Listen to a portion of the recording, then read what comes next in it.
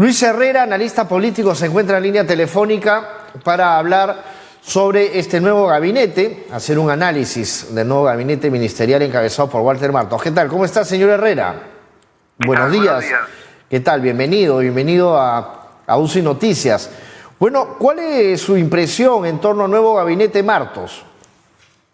Bueno, que es un gabinete que tiene poco tiempo para actuar rápidamente en lo que en este momento es crítico para todos, ¿no? Controlar el tema de la pandemia a nivel de salud y devolver la confianza a los actores económicos para la reactivación económica. Ahora, a diferencia del señor Cateriano, ¿cómo podría usted destacar al señor Martos? ¿Hay alguna diferencia? Porque el señor Cateriano decía que era un poco más dialogante, se iba a acercar mucho más a las bancadas del Congreso, era mucho más abierto. Sin embargo, al final de todo esto, pues dijo que el FREPAP era una bancada o un partido religioso que realmente pues se dedicaba solamente a un poco a hacer populismo, ¿no? ¿Usted qué tiene que decir al respecto? La diferencia, bueno, sí. Ahí vemos dos perfiles, ¿no? O sea, el señor Cateriano es el perfil clásico del político peruano que conceptualiza la política como una lucha de hegemonía de poder, y bajo esa lógica es que tipifica pues al FREPAP como lo que usted acaba de señalar, ¿no? Fanáticos, claro. Acto, a nivel político evidentemente discriminatorio, si entendemos la política al contrario convocar a la participación ciudadana, ¿no? Y el FREPAP es una bancada congresal que representa votos. Ahora, ese es un perfil distinto del actual premier, el general Martos. O sea, el general Martos, por su propia formación, es un profesional formado para el planeamiento, ¿no? En ese sentido, lo que se espera del general Martos como primer ministro es que aplique todos sus conocimientos en planeamiento y en movilización logística para poder reunir todo el potencial público y privado en esta lucha contra la pandemia, ¿no? Ahí vemos que tiene que rápidamente activarse los temas logísticos para poder abastecer los centros médicos, para poder fortalecer la primera instancia de lo que es la atención médica, equipamiento médico, personal, todo desde el punto de vista del enfoque rápido logístico que en este momento le falta al Estado. Señor Herrera, con este gabinete es un volver a empezar quizás el tema de las estrategias frente a esta pandemia, o una continuidad, hay que darle continuidad a lo que ha hecho ya los antiguos gabinetes? Bueno, desde el punto de vista general, este gabinete es una continuación del anterior. Vemos que se ha ratificado 14 de los 18 ministros del gabinete anterior, por tanto tienen una lógica ya trabajada. Creo que la preocupación es más de fondo, la preocupación es si el gabinete anterior y el anterior a él han tenido una lógica de enfoque de qué cosas quieren del país. No olvidemos, y lo que pasa es que la pandemia nos ha desenfocado un poco de la problemática general, que el Perú ya venía mal, ya veníamos en un proceso de caída económica. De caída. No olvidemos que el 2019 fue el año que tuvimos el PBI más bajo de la última década. 2,4, ¿no? 2,4. Claro, entonces ya veníamos en una condición de caída. Lo que ha hecho la pandemia es visibilizar al extremo todas las falencias de la administración pública. ¿No? Ahora, pero señor Herrera, ¿cuál es la función entonces que tendría que cumplir específicamente este nuevo gabinete para que en algo podamos nosotros pues poder paliar esta crisis, salir de ella? Porque preocupa sinceramente que hoy por hoy no existan puestos laborales, la economía, por ejemplo, continúe caída. Estamos nosotros preocupados por el tema también del futuro de la educación y sobre todo, si bien es cierto, se ha remediado algo la salud de lo que nosotros no teníamos bien antes de la pandemia, porque eran hospitales vacíos prácticamente. ¿Qué podemos esperar? Bueno, este gabinete tiene dos grandes roles. El primer rol es el rol operativo, ¿no?, de implementación de las políticas y de la estrategia de gobierno para enfrentar, como dije, dos cosas.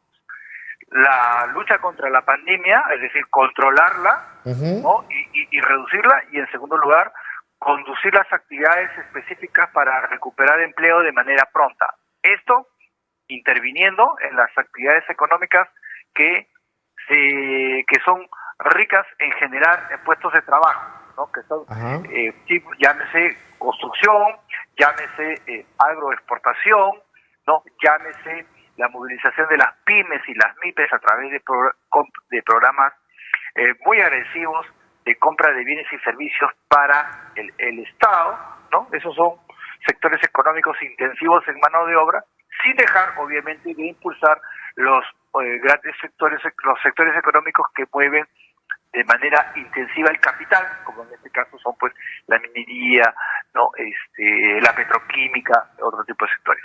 Ahora, el segundo rol que tiene este gabinete es político.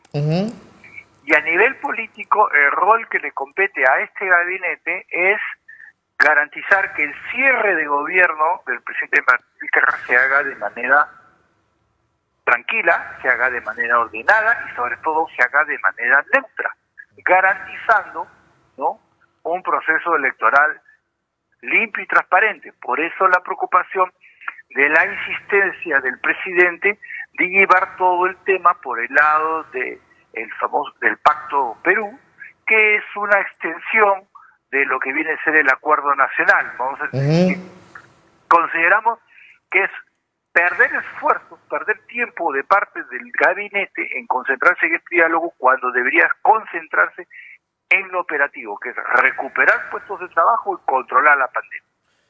Ahora, señor Herrera, si bien es cierto hay un desgaste de la clase política y también un poco que la ciudadanía está cansada y estresada, a veces nerviosa, ¿no?, de las informaciones que se dan, de los cambios constantes de gabinete, de los enfrentamientos del Ejecutivo con el Legislativo. ¿Por qué considera usted que el presidente Vizcarra tiene que haber vuelto a ratificar al ministro de Educación, Benavides, que va a ser interpelado? ¿No cree usted que es un acto de provocación al legislativo? O sea, ¿por qué ese enfrentamiento continuo cuando lo que se necesita hoy por hoy es calma en la ciudadanía? O sea, el ciudadano lo que pide es, por favor, quiero estar tranquilo, déjenme trabajar, quiero ganar mi dinero, pero estoy muy estresado con este tema de la política. ¿Por qué cree usted que sucede esto? ¿Por qué Vizcarra nuevamente vuelve a enfrentar al legislativo de esta manera? Ahí hay que entender el perfil de la persona que es el presidente de la República. Es su estilo, es su forma. Él, desde el interior de su ser, tiene, como siempre lo hemos comentado en otras entrevistas, su estilo de hacer política es lo que llamamos bonapartista, ¿no?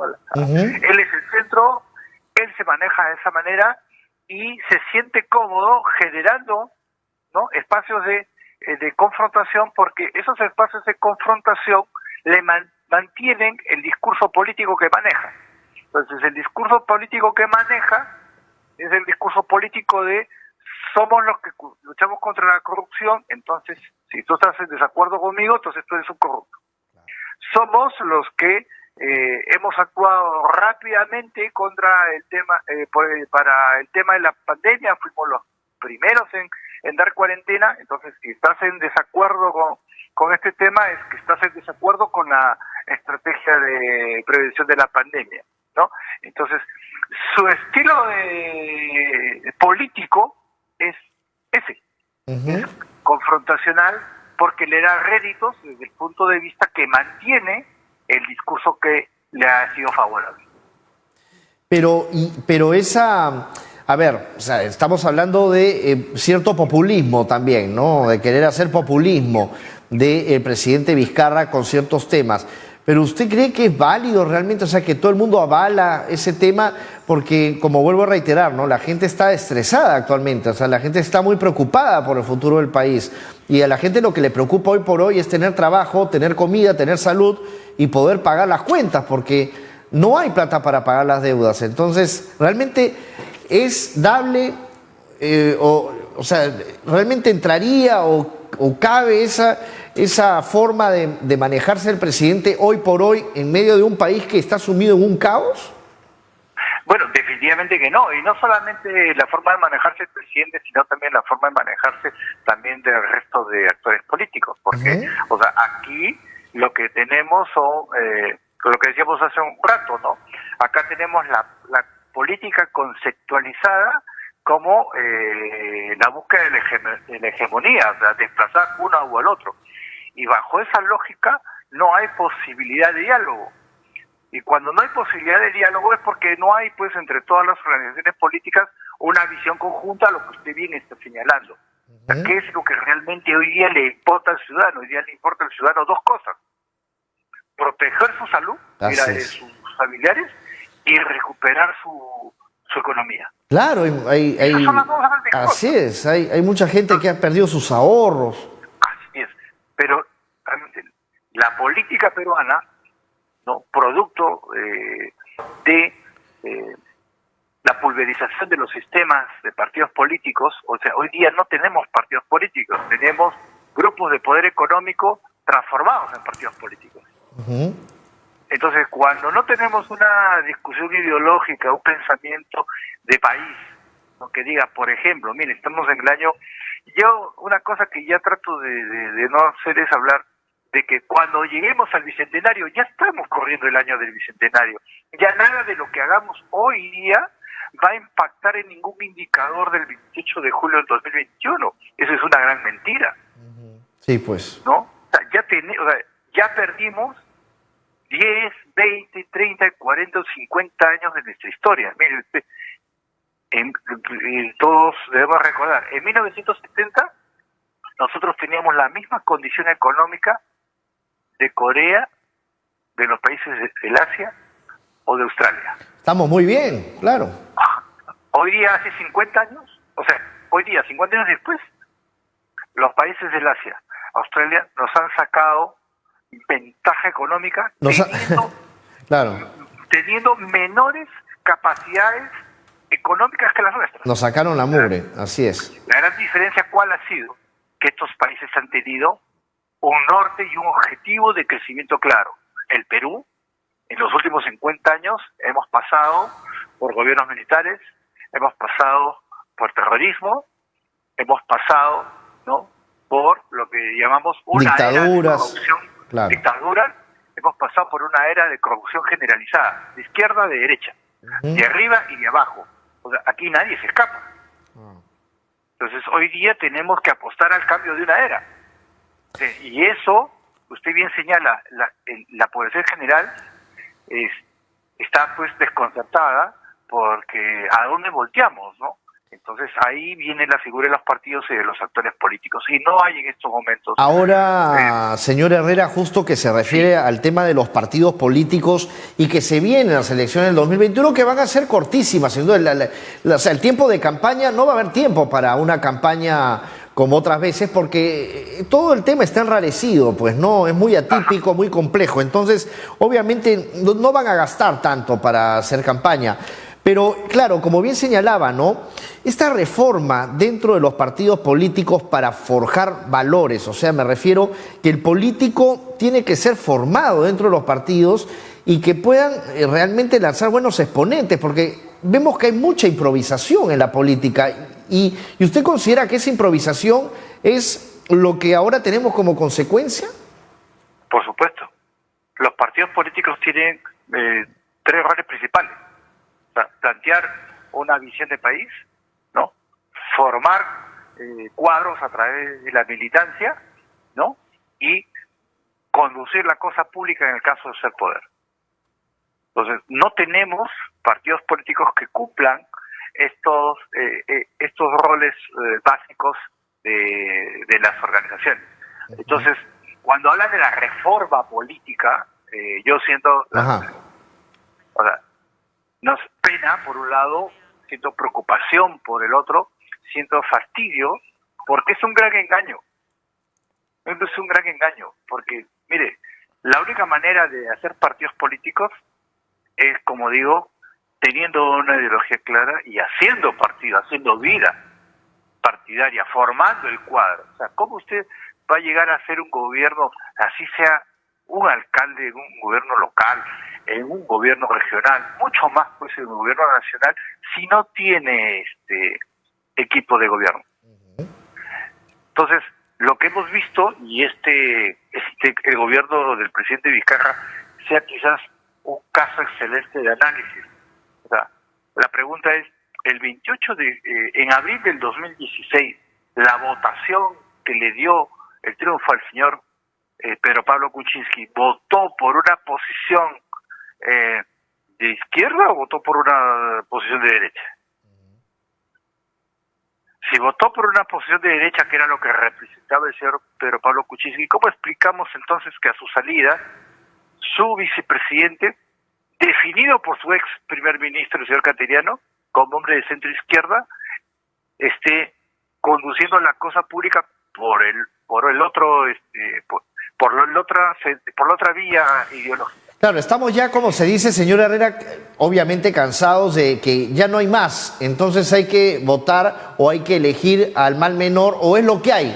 No siempre, ahora estamos acostumbrados a es lo que hay, ¿no? Ahora debería de tener esa formación, sin duda, política. Ha sido muy amable, no tenemos más tiempo, hablaríamos mucho más, señor Herrera, y que tenga un buen día y a seguirnos cuidando. No, gracias a usted gracias. Un gran saludo a todos los oyentes. Y muy interesante realmente haber conversado con usted, uno aprende muchísimo también.